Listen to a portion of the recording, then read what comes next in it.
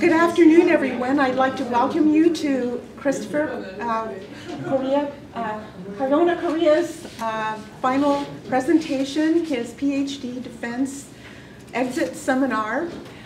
Just a little bit about his background. Christopher came to us less than 4 years ago from the University of Puerto Rico at Aguadilla, which is right on the ocean coast. I subsequently visited the place. It's absolutely beautiful. And so it was quite the temperature shock for him to come to Wisconsin and discover winter, but he's headed back to Puerto Rico for further education after he finishes this PhD project.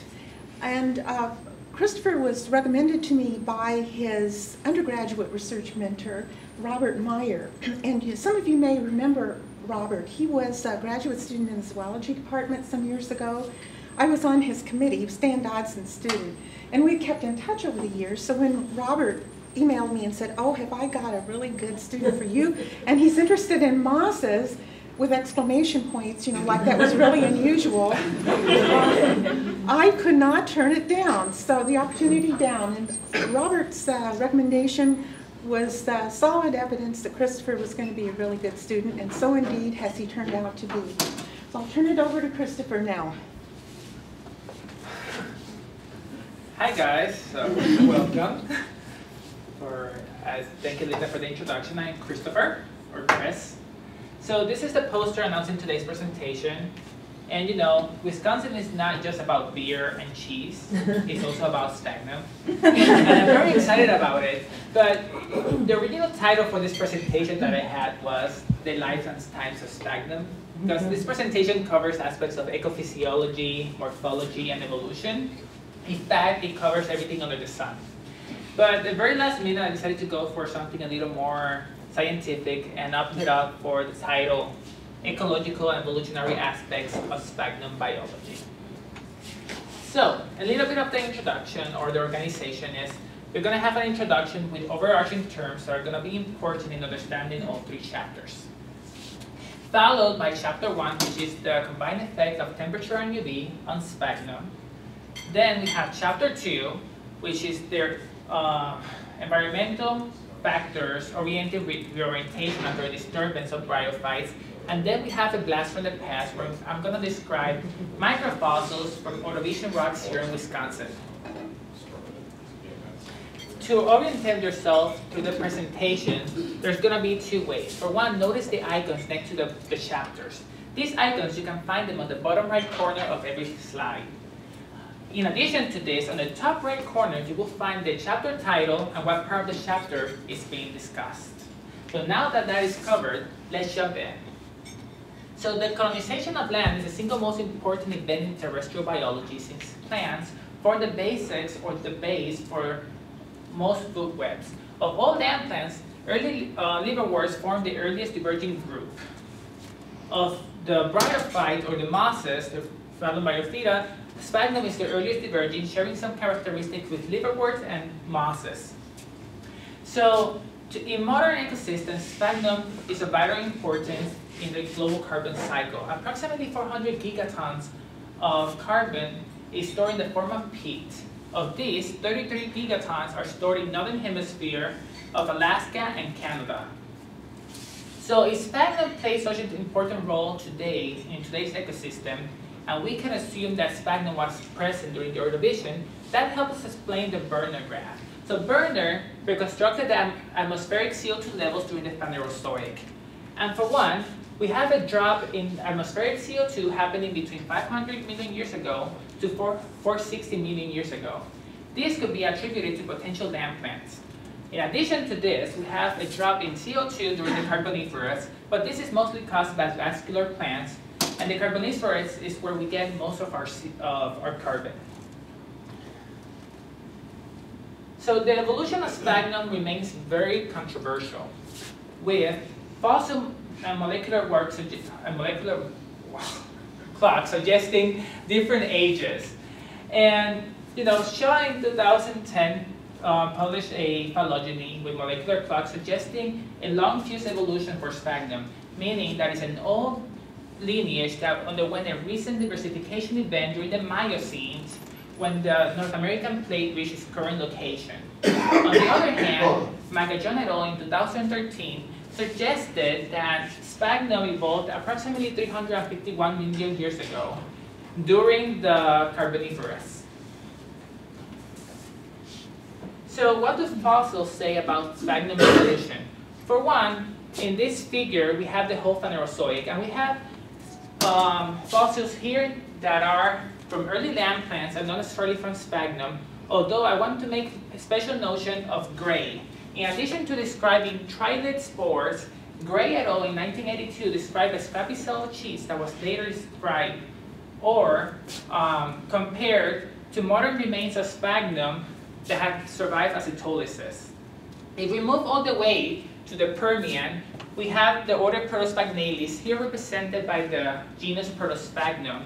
And this photo comes from Maslova et al., since the original work that described Protosphagnum remains untranslated from Russian.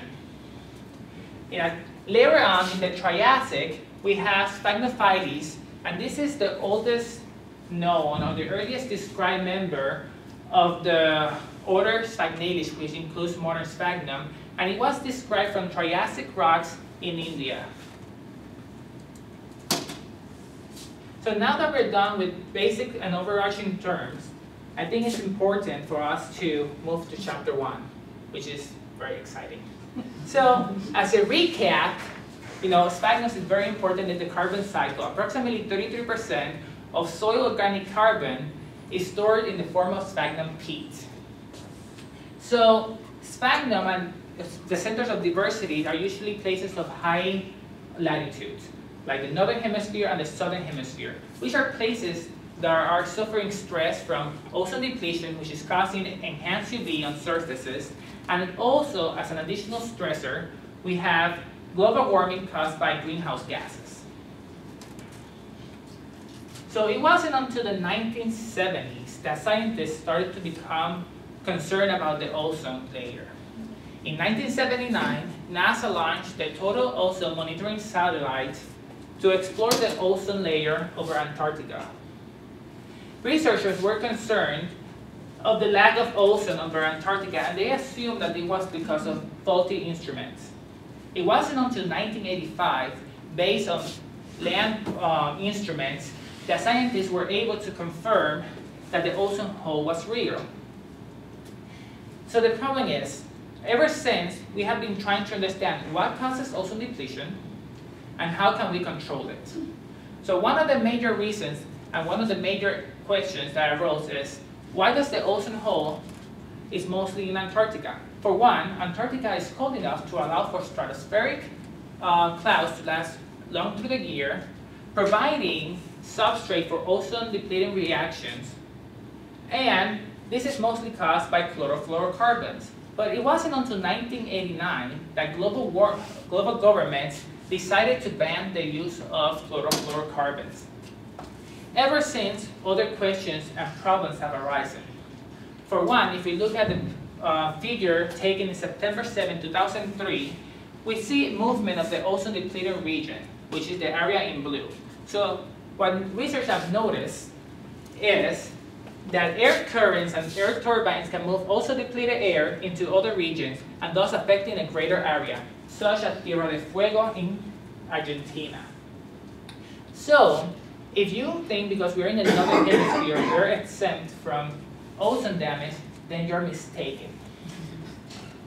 For one, Manny et al. In 2011 demonstrated the first ozone hole reported in the northern hemisphere.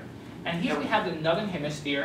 We see that it's ozone reached back in 2010, but we see a huge ozone hole happening in 2011.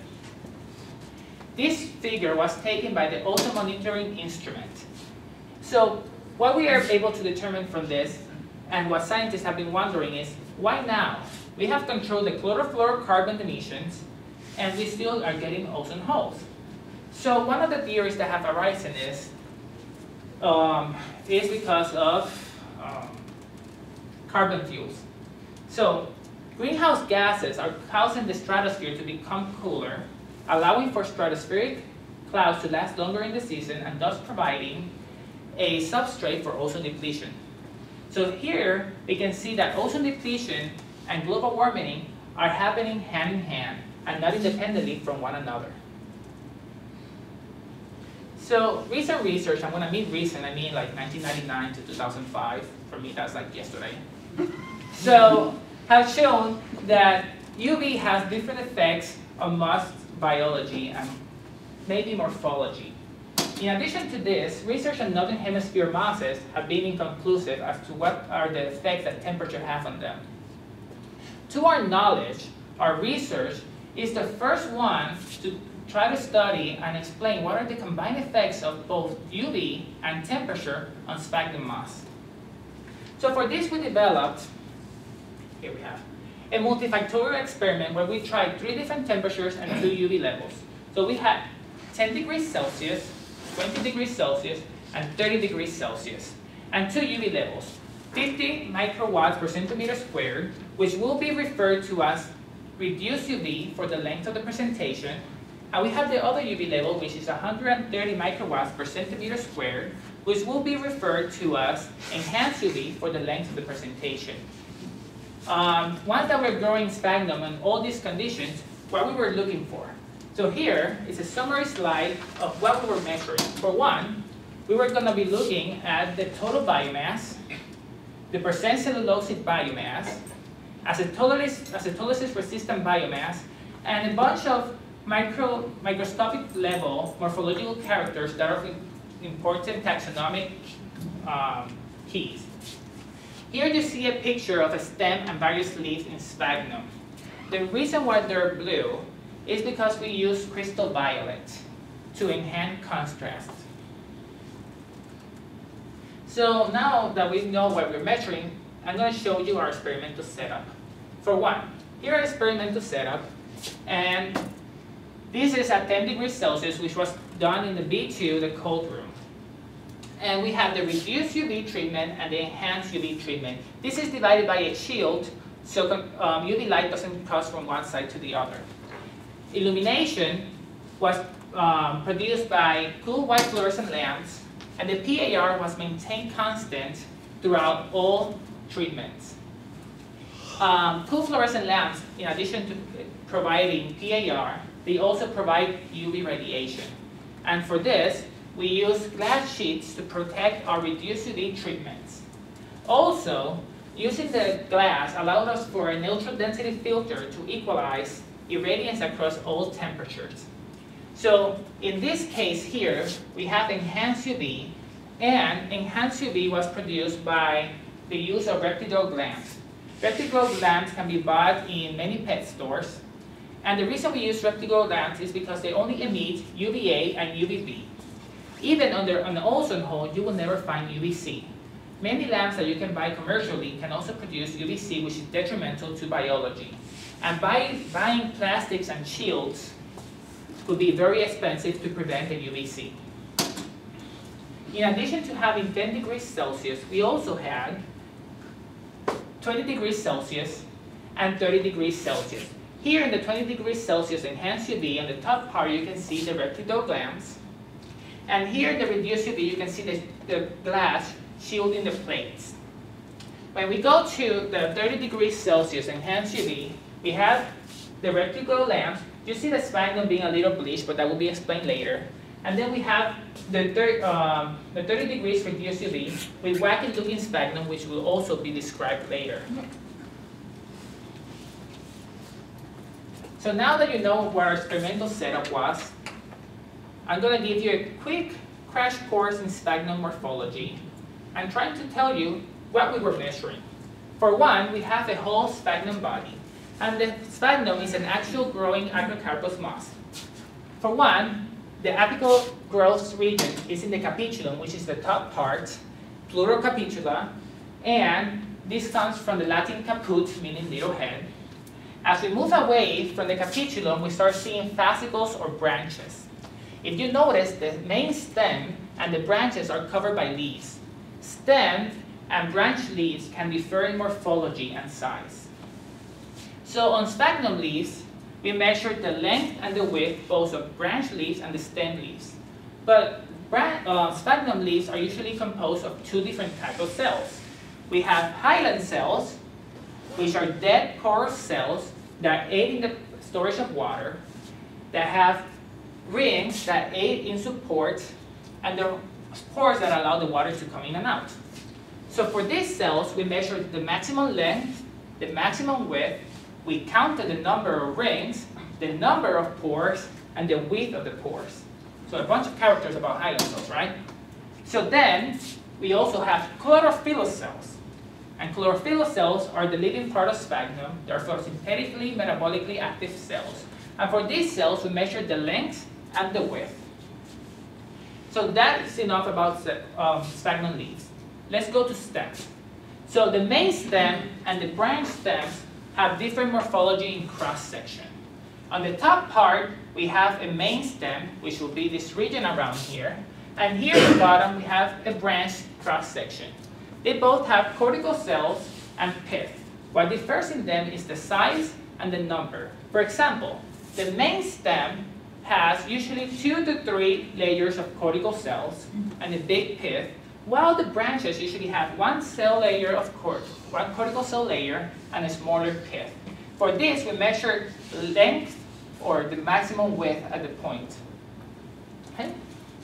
So now that we know what we measured, let's go into the results.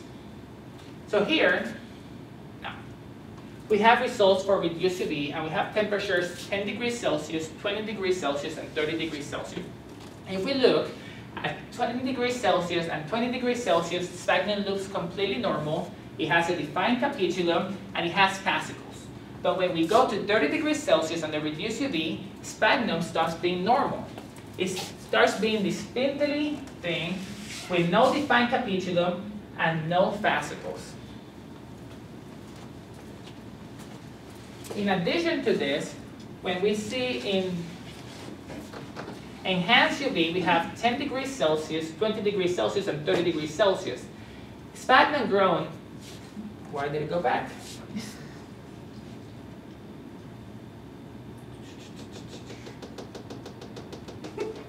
One second, please. There. At 10 degrees Celsius and 20 degrees Celsius under enhanced UV, sphagnum looks completely normal, it looks green and healthy and bushy. But when you grow sphagnum at 30 degrees Celsius under enhanced UV, it becomes completely bleached and dies. The sad thing, it dies 2 weeks after initiation of the treatment. So once we have these results and we notice that at 30 degrees Celsius, on both UV levels, sphagnum is acting wacky, we want to look a little closer. So we did stem cross sections. And 1 second until it comes. Okay, it came up. So we noticed that at 10 degrees Celsius and at 20 degrees Celsius under both enhanced and reduced UV, sphagnum stem cross section look completely normal. We have a pith, and we have 2 to 3 layers of cortical cells. Nothing new or exciting there. But when we go to sphagnum grown at 30 degrees Celsius under reduced UV, we get only 1 layer of cortical cells and a smaller pith. But even better, and this, when I saw this for the first time, I was like a child in Christmas morning, is what we see in sphagnum at 30 degrees Celsius under enhanced UV. So the stems just collapse. There's no real form. If you look at this, there's no way you could correlate this to this or to that. You can see the bigger cells, which were once supposedly cortical cells, and then you see a pith that is completely amorphous. I think this is the most exciting part of what I've ever seen in my graduate career. Sorry, I like torturing things and see what happens.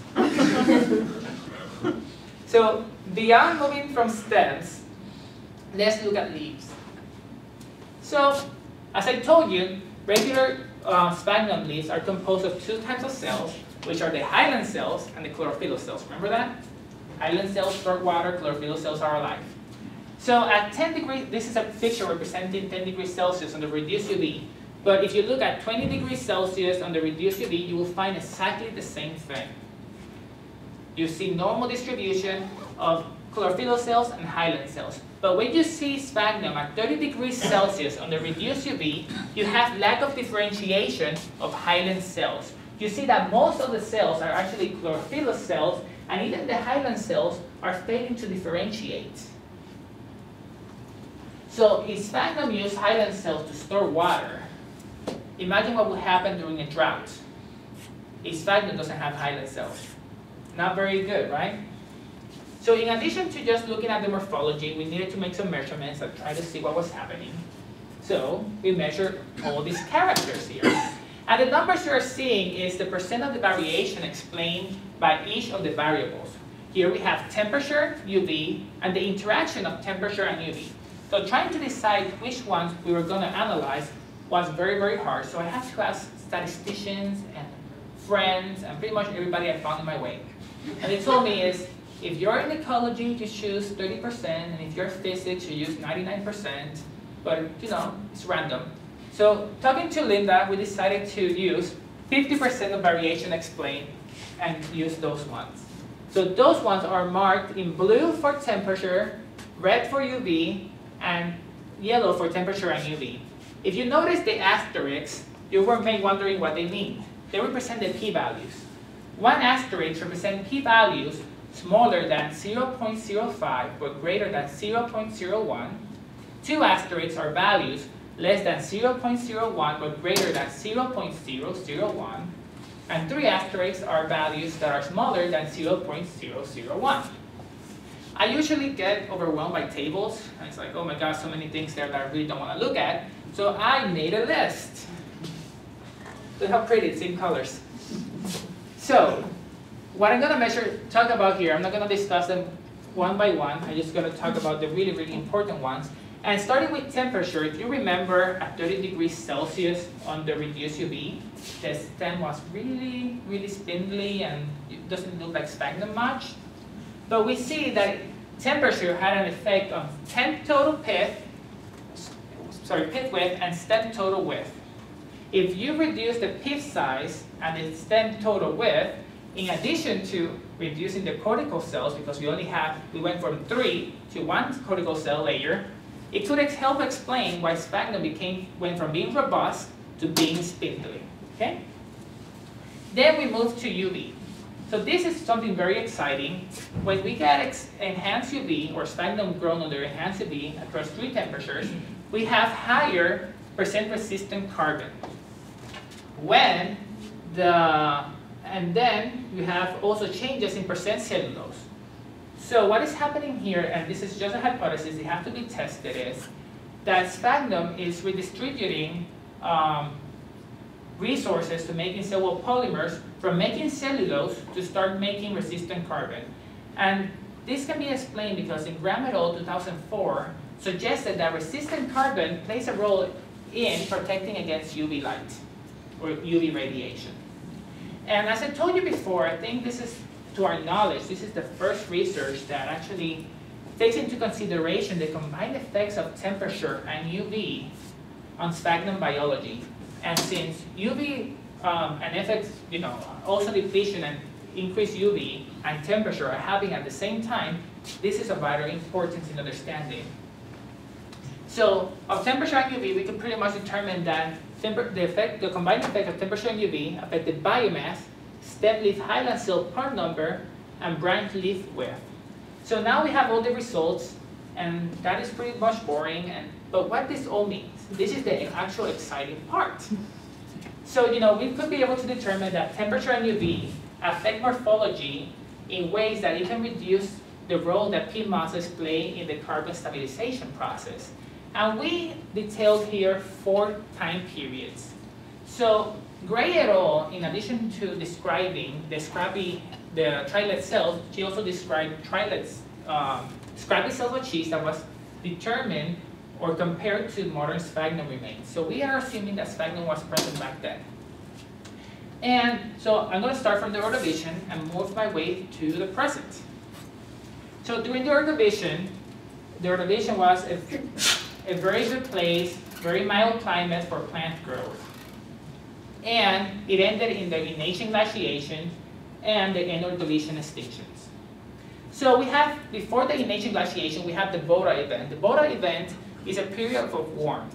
Sea temperatures were approximately 28 degrees, and this estimated that the distribution of temperatures between the equator and the poles was very similar to what we have today.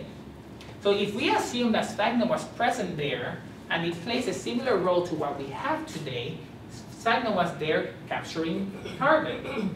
Then we have the end-Ordovician glaciations. And the end-Ordovician glaciations lasted between 1 million to 2 million years. And researchers say that this probably was due to increased carbon burial, because glaciations occurring because of continental drift usually last longer than 1 million years. So saying this, pretty much it could be understood that because sphagnum or other bryophytes that was capturing carbon were growing in the Bora event, then we get a reduce in carbon burial, which could lead to the ancient glaciations. Okay? Then we have the early Triassic paleoclimates. So the Permian happened, the biggest extinction we've ever seen. We all suffered, we cried, and we moved on. Okay? So some researchers have published in last year, 2012, that we get big volcanism and we have a lack of recovery from the Permian that lasted between 5 to 15 million years ago, So volcanism, it has been linked in modern times to effects on the ozone layer. So if we have such a massive volcanism event that we can raise sea temperatures to 40 degrees Celsius, most likely we are also affecting the ozone layer. So we're most likely going to have increased UV light. Also, sea temperatures of 40 degrees Celsius indicate that land temperatures were probably way higher. Land temperatures higher than 35 to 40 degrees in citrine plants, which also include mosses, will indicate that photorespiration is higher than photosynthesis. In addition to this, if we have higher temperatures and increased UV, based on what we saw in our experiments, sphagnum dies. And that will help explain the characteristic of the early Triassic where we have no peat accumulation. Later, moving to the Paleo-Eocene thermal maximum, which is the most recent climate warming and the one that is mostly used to try to predict changes in modern times and what we're seeing today. So during the Paleo-Eocene thermal maximum, temperatures in the high latitudes were approximately 10 degrees higher. And we have the evolution of primates and deers and all these other things. If we understand that the past sphagnum fossils are to be true, we have sphagnum growing during this time. So understanding how sphagnum behave in the Paleo-Eocene thermal maximum might help us predict how sphagnum might behave in modern climate change, and vice versa. Understanding how sphagnum behaves to modern climate change, it helped us understand how sphagnum was behaving in the Paleo-Eocene thermal. So once we're done with the Paleo-Eocene, we move to modern environmental change. So what happens to modern environmental change? So creating a global model that predicts temperatures across the world is very, very hard because temperatures are usually guided by sea currents, air currents, precipitation. So creating a whole globe model is very hard. But we have researchers like the Wiki here in Wisconsin and Christians that working in Scandinavian countries that give us some predictions. The world is supposed to get warmer by somewhere between 3 and 8 degrees Celsius, making days of over the 30 degrees Celsius and over more frequent and more likely. So also mathematically models indicate that the year 2014, which is next year, is on average going to be 0.30 degrees Celsius warmer than it was in 2004. In addition, so this is what's happening on the climate side from getting warmer. So on the UV side, researchers say it will take 50 years for the ozone hole to go back to 1980s levels. And in the 1980s, the ozone was still pretty bad. So we're going to be dealing with increased UV for a very long time. So our experimental model can help us understand for a long run what is going to happen in modern climate change, because the UV problem is going to persist and the increased temperatures are going to persist. So now that we're done with chapter 1, and these are the basic conclusions I have for them, we can move to chapter 2. Okay? And it skipped, wait, I'm in the same place. What's wrong? There. So chapter 2 has a very long title, and I'm going to read it for you just once. And that is, experimental evidence that the direction of illumination controls gametophyte body orientation in modern bryophytes, and that this process was inherited from ancestral algae. For one, fossil and molecular work suggests that early diverging land plants had laminar dosiventral bodies, similar to modern liverworts, that indicating it had a ventral body where in the ventral side you will have rhizoids, and a dorsal side where you will have the reproductive structures and photosynthetic structures. So, but what are the environmental factors that help determine, what side is going to be the ventral side or which one is going to be the dorsal side? And that was our main question. And for this, I'm going to transport you back to the past again, because the present is just not interesting. We know what is happening. So let's go back. I'd like to see what happened way back when. So researchers say during the Cambrian and the Ordovician, landscapes were mostly consisted of unconsolidated sediments. So if you're an early land plant, and we already discussed that the Ordovician was conducted for plant growth, and you're growing in an unconsolidated environment, you're very likely to be disturbed. You're more likely to suffer disturbance that would not only affect you photosynthetically, but also reproduction. Because if wind ducks you over, and your reproductive structures are on the top side, then how are you going to reproduce, right? Not very useful. So here, in this research, we're trying to understand what are the factors that are involved in restoring the regular or the preferred dorsiventral position in land plants. And for this, we developed an experimental model, and we used 3 light conditions. And this is, I'm just going to go through this figure very quickly and try to explain what we did. For one, we had petri dishes put top side up and top side down. And we had 3 light conditions: light coming from above, and for this, we put the petri dishes on top of a black absorbing surface that was on top of a transparent shelf. For light from below, we had a light-tight box covering, so the only illumination came through the transparent shelf. And then finally, we have directions for light from all directions, where petri dishes were put directly on the transparent shelf, receiving equal amounts of photosynthetically active radiation from below and above. So now that you saw our experimental setup, you may be wondering what plants we tried. So we decided to try a whole phylogenetic series of plants. So originally, this research was conducted on Blasia and Mercantia, and those were the first ones, and we saw like, oh, it has an effect. But later, Sime and Clark showed that Coleochaete could be potential sister to land plants. And we had Coleochaete verbicularis, which has a monostomatic growth, growing in lab, it grows perfectly well. So we decided to test that one too. In addition to this, we tried the early divergent sphagnum moss, Sphagnum compactum, and Ceratopteris richardii. In 1995, Cook et al. Suggested that Ceratopteris richardii was an ideal model for understanding fern biology due to the fact that Ceratopteris richardii shares a lot of common features with other diverging ferns. So what are our results?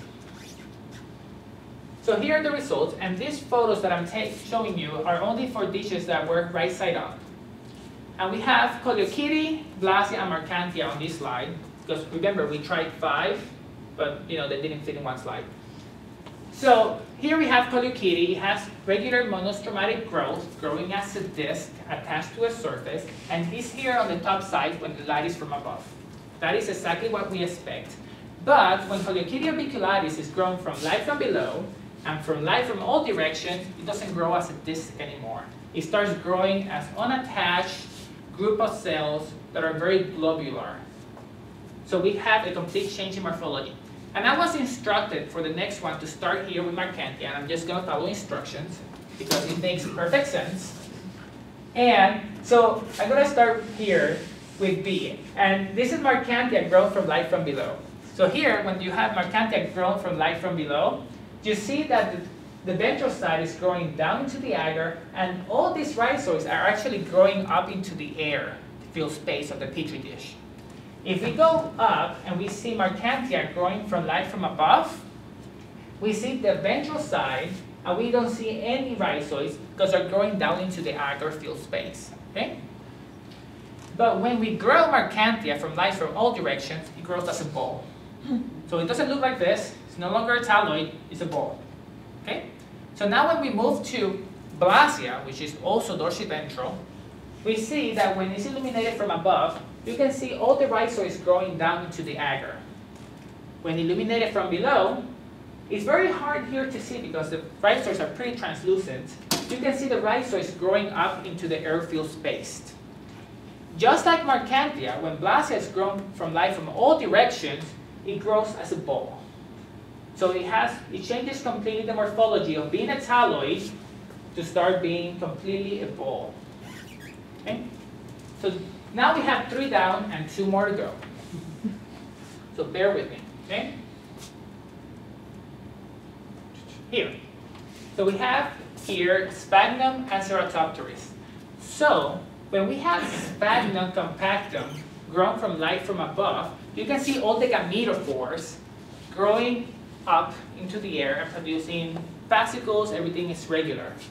But when illumination comes from below, you can see that the gametophores bend over, and you can see the capitulum growing, sticking down into the agar, just bearing all this way down. When you illuminate sphagnum from both directions, from both light from above and light from below, you see this amazing thing where 50% of the capitulums are growing up and the other 50% are actually bearing down into the agar. So then we have Ceratopteris richardii, which is the last one I will discuss here. So when illumination comes from above, you can see the rhizoids growing into the agar. Illumination from below, the rhizoids are growing into the air, so results are very consistent. But when you illuminate Ceratopteris richardii from light from all directions, it just rolls up. So instead of getting matted conformation as you see in the Blasia mercantia, what Ceratopteris does is rolls up, and then you see rhizoids coming from above and below and every possible direction.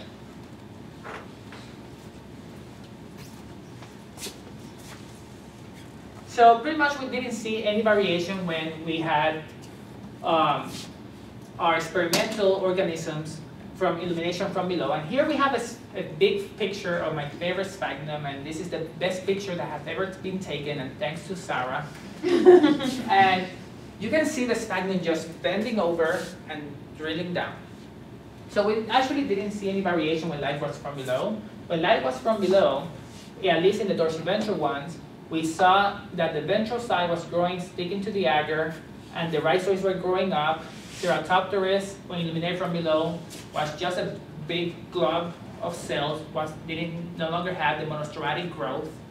And the Ceratopteris had the rhizoids sticking up, so there was no variation. This is much acting as a law.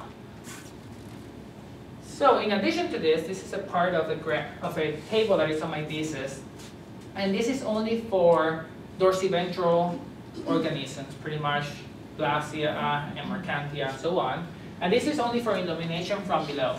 And what we have here is the original orientation of the petri dish and the organism. Then we have what we would expect if gravity was controlling growth. Then we have what we will expect if light was controlling growth. And then we get what we actually see. So what we are actually seeing as a response of growth is that of light controlling growth. So we are getting a distribution or an inversion of 180 degrees, and then you have the rhizoids growing up.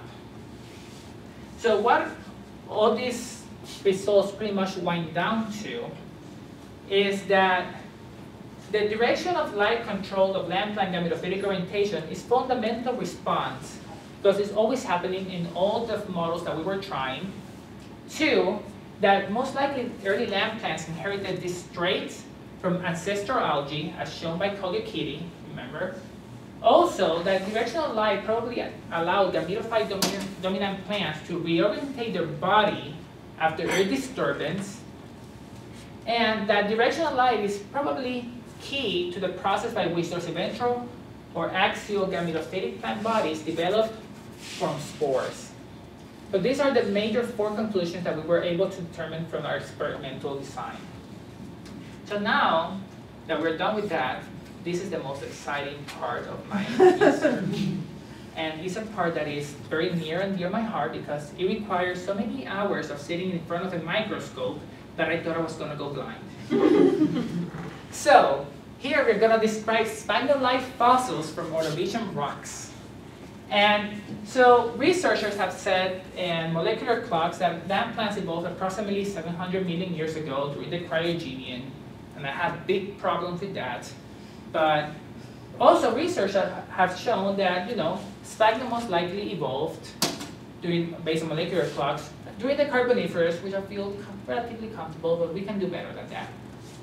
So sphagnum is the earliest divergent of the mosses within the moss lineage, and even when you're dealing with taxonomic keys, that's the first thing you actually key out, sphagnum.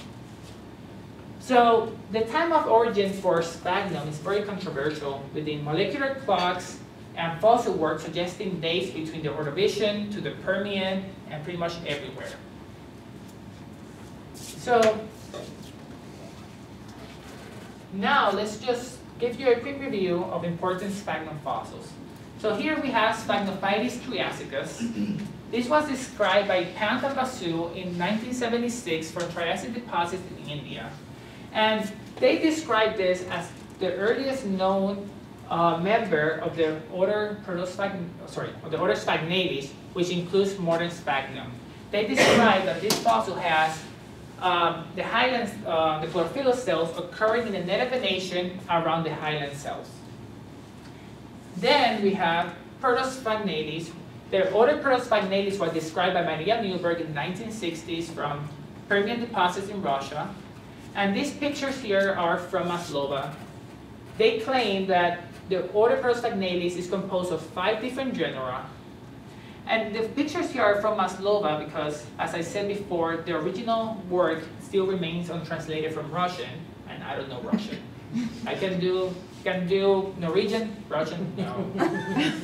So these pictures here were taken from Maslova, and Maslova was trying to understand how these 5 genera relate to each other based on differentiation of the cells. They differentiate from the bottom up or from the middle to the sides, but they mark something very important. Every member of the order Protosphagnales has a central costa, a central leaf costa. A costa is pretty much a non-lignified conductive tissue. And if we look here, the order Protosphagnales has chlorophyllous cells and hyaline cells. The difference is the morphology of the hyaline cells is very different from those of modern sphagnum. So now we went from the Triassic to the Permian, and now let's jump back to the Ordovician. Remember Gray, the lady that I mentioned for like 4 times this presentation? So this is what she actually found. And so this is a very scrappy set of sheets described from the Caradoc, which is in the late Ordovician. And this has been interpreted as the sporangial epidermis of a sphagnum-like moss, based on similarities to remains that survive acetolysis. And this was done by Crocken et al. In 1996. So our search for sphagnum-like fossils in the Ordovician is nothing crazy. Sphagnum-like things have been described before. In addition to that, in our deposit, we didn't just choose it because randomly. In our deposit, they described the oldest known glomelian fungi in 2000 by Redeker. And, glomelian fungi occur associated with land plants. So our idea wasn't completely crazy and wasn't completely out of base. We were looking in the right place. So what did we do? So before we wet the rocks, and I will explain what I did with the rocks, you have to go get them. So you pretty much drive down to the middle of rural Republican Wisconsin. And you're there, and you're gonna, climb this road cut, and you have to take a field assistant. Because if you're clumsy as me, you're afraid you're gonna crack your head. So I took my very dear friend, Anchita. No cell phone reception, and I'm hoping, well, if I fall, Anchita will drive me back. So on the way there, we are just partying and rocking to music, and she tells me, I don't drive. So I was like, okay, great. I actually have to be careful with myself. So once we got the rocks, and that's a very nice anecdote. I would love Anchita for going with me forever. And we put them in Ziploc bags, new Ziploc bags we didn't want to reuse. No. I know we're not ecologically friendly, but we didn't want to introduce any modern contaminants.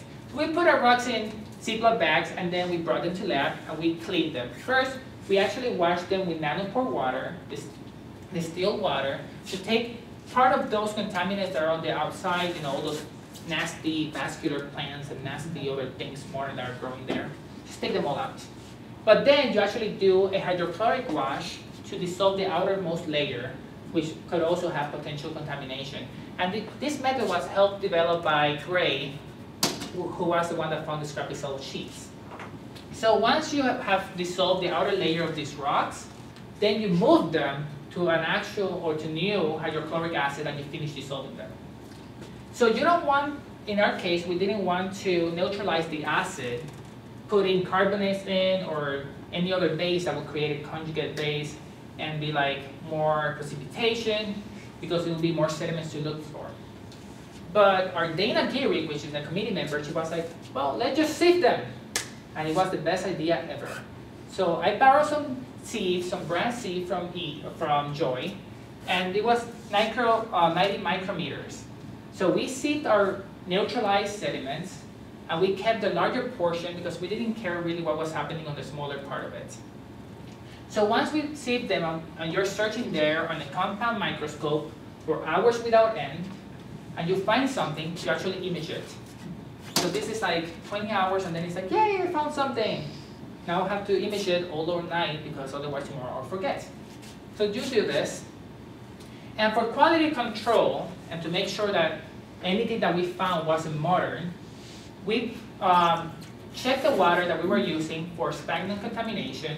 In addition to this, we put some slides with oil, and we left them in the hood for a couple of weeks. Then when we checked them, try to see if there's any sphagnum contamination, and we didn't find any sphagnum contamination in them. So though we have ruled out pretty much every possible source of contamination. So now that I've told you what we did, this is what has been found. So these were not found by me. These were found in 2000, which prompted me to search later on. So these were found by Robin Kuttner back in 2000, and you can see a leaf portion and a stem portion. You can actually see the beginning of a couple of leaves. You can see that they're composed of hyaline cells that have rings and pores, just like modern sphagnum. But the stem is also very interesting because it has a dark center, which could be reminiscent of a sphagnum stem pith.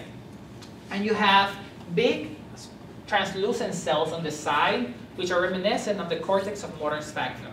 But I didn't work with that, so we're not very exciting to me right now. Are these Ordovision? Yes. All of this is Ordovision. So then, in 2012, I discovered new ones. So this is what I found. I'm going to describe these ones a little better because they're mine. And then, I never got over that face. It's mine. So here we have portions of sphagnum leaves. I never found a full leaf attached to a stem as the Kuttner did in 2000. But still, here you can see chlorophyll cells. You can see hyaline cells that are composed of, that have rings and they have pores. And you can see various ones that were found. In addition to finding leaves that have hyaline cells and chlorophyll cells, you have stems. And you can see the dark center, that is this yellow part here, that is reminiscent of the pith of modern sphagnum, surrounded by the cortex of big translucent cells. Here in the bottom part, we see a piece of a stem attached to a leaf. So we did some morphometric analysis between those found by Robin Kuttner in 2000 and those found by me in 2012. So we measured hyaline cell lengths, width, number of rings, number of pores, and pore width. And then we did a student t-test and determined that there was pretty much no difference between those found in 2000 and 2012. So we wanted to take it even further because we want to know what are these fossils made of. So we did some epifluorescence, and when the slide comes up, I will show you here. So we did some epifluorescence, and here the blue-white is UV excitation, and yellow-green is the violet excitation. And this is similar to what we see on modern sphagnum because this efflorescence or these emissions are very characteristics of lignin-like compounds found in modern sphagnum. Okay? So now we know that our fossils are made of organic material, but where did they come from? For one of the theories, Abigado and Dodd suggested that in the Baraboo region, which is Precambrian, was always very high, and the Ordovician was covered by an epicontinental sea. That, change in levels or sea level change a lot, wasn't constant. So leaving the possibility that these islands were preserved for long periods of time or were exposed, allowing for early land plants and possibly early sphagnum-like organisms to grow on them. So now that we found these fossils, what does this all really imply for what we're doing here? For one, the discovery of these Ordovician sphagnum-like fossils or leaves and stems pretty much helps us indicate that peatlands were present approximately 150 million years earlier than suggested by molecular clocks and by fossils. Also, given the global role that sphagnum has on modern ecosystem, including carbon storage, nitrogen fixers, and methanotrophs, this can pretty much help us understand past Ordovician climates and past Ordovician world, and also illuminates into ancient plant-atmosphere climate interaction. In addition to this, something that I forgot to put as a bullet point, the finding of sphagnum-like fossils from the Ordovician could help us have new molecular clocks. They have new constraints and new, why is that you put molecular clocks? I totally forgot now the word. Whatever, It pretty much, what? It helps calibrate molecular clocks. I totally escaped my mind. So, in addition to this, carbonate rocks is something I was talking about, we were talking about before the presentation, are usually not considered good sources of organic fossils. But in this particular region that we have here, it seems to be productive for organic fossils that were found in 2000. Our fossils that we found in 2012 are also organic, in addition to the Rediker glomadian fungi, which is also organic. So this pretty much proves that you cannot rule out carbonates as a source for fossils. They can also be good. And now that that is over, I would like to put my acknowledgements.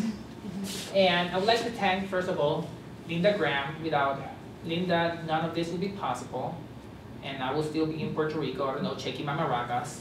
And I would like to thank, my amazing committee. I have like the best committee in the world. I have Joy Settler and Dana Geary, Donna Fernandez, and Cecile Ane.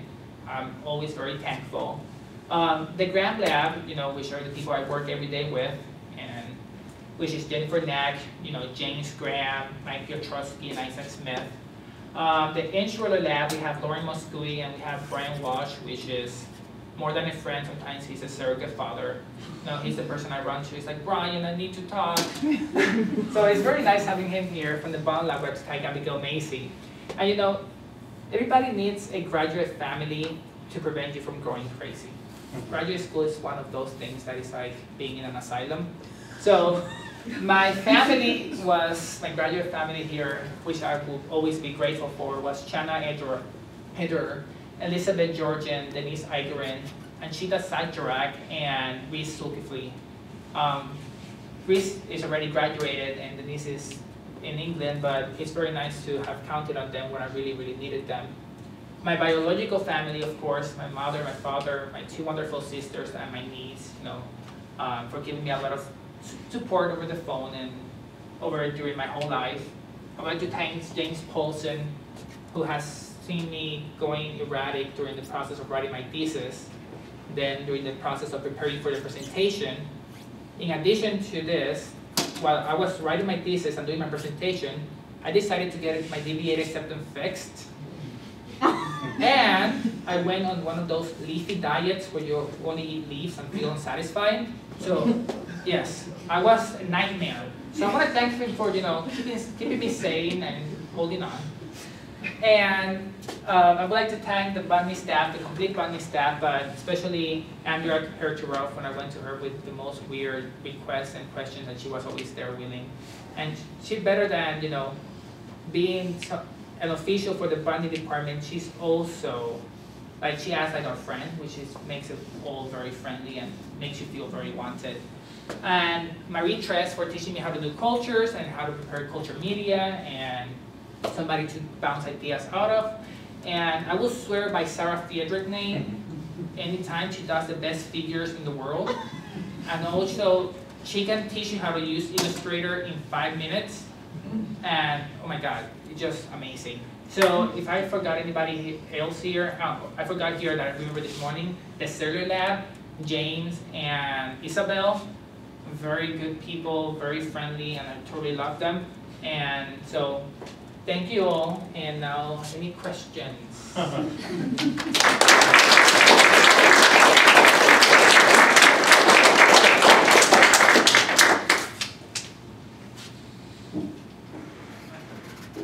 In chapter 1, you showed significance in the reduction of cellulose, but also the increase in acetylosis-resistant carbon.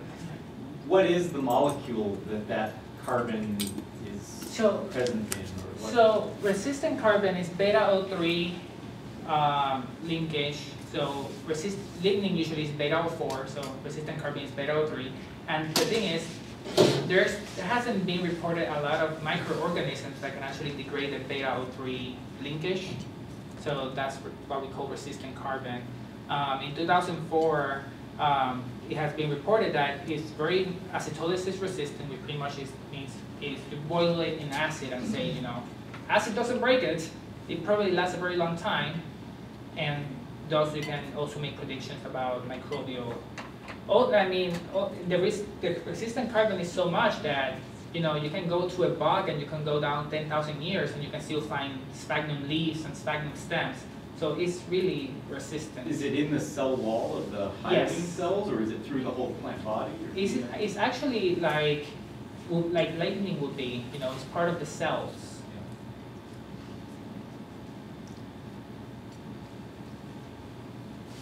Well, if there are no other, are there any other questions? Yeah, so you know what layers of the organization you were working in? Plateau? So these ones were for 460, and this is part of the Cardona formation, and Cardona? Yeah. Okay. And then another entirely different question. Why in general do you think is sphagnum such an incredibly important and dominant organism in much of the world, including northern Wisconsin? So sphagnum, this is a quote that came out of nowhere when I was talking to Linda. Even nature has trouble getting rid of sphagnum. Yeah. Sphagnum is extremely resilient and can survive temperatures from 5 degrees all the way to 40 degrees. And these resistant compounds are very important. In addition to this, sphagnum is an environmental engineer. It can make the waters more acidic and nutrient poor. So it also furthers down or decreases the rate of decomposition. So that's why you get like bug bodies, and you get peat accumulation, and you can get many other uses for sphagnum. In addition to this, you have things like sphagnum, which can be used like antimicrobial properties. So sphagnum somehow evolved into being this super machine to protect itself, and it does it well. But that's why I think it's so dominant in today's ecosystems. And we could possibly assume that if this is true today, it could have been true way back when. Can I ask one more?